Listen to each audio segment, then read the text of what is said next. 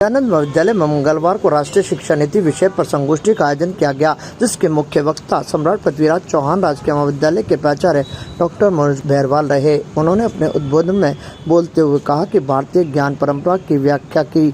उन्होंने कहा कि गुरु शिक्षा परंपरागत के अनेक उदाहरण हैं।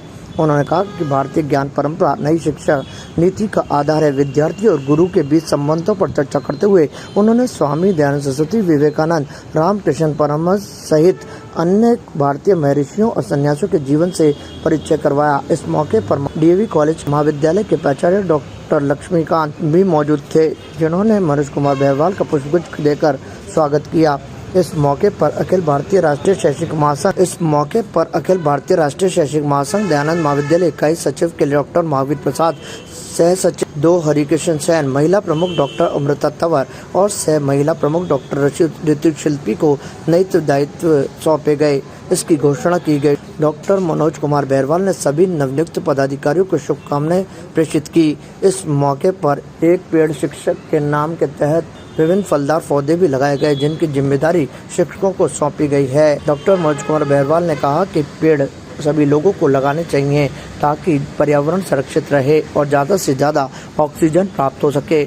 दयानंद महाविद्यालय में आज अखिल भारतीय राष्ट्रीय शैक्षिक महासंघ के बैनर तले राष्ट्रीय शिक्षा नीति को आज पूरे 5 वर्ष हो गए हैं। उसके तत्वाधान में नीति से परिवर्तन तक अब अखिल भारतीय राष्ट्रीय शैक्षिक महासंघ पूरे भारत में अनेकों गोष्ठियाँ करेगा, जिसमें राजस्थान को 300 गोष्ठियों का दायित्व मिला है।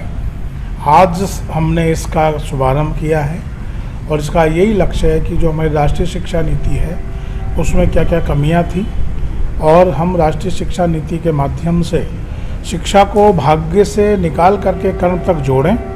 चरित्र, मूल्य, नैतिकता का समावेश हो बच्चों में और हमारे भारत की जो भारतीय ज्ञान परंपरा है उस ज्ञान परंपरा के आधार पर बच्चों में कौशल का विकास हो, शिक्षा के साथ साथ वे रोजगार तक जाएं।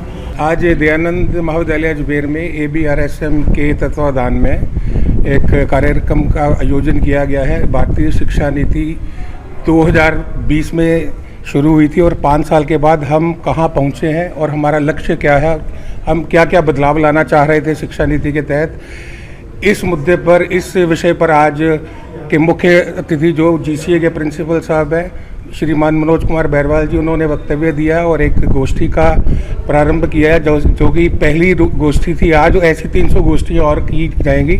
मूल रूप से इन गोष्ठियों का मतलब या इस तरह के कार्यक्रमों का मतलब यही है कि भारत शिक्षा पद्धति को भारतीयता की नज़र से देखना और भारतीयता की नज़र से उसको लागू करना।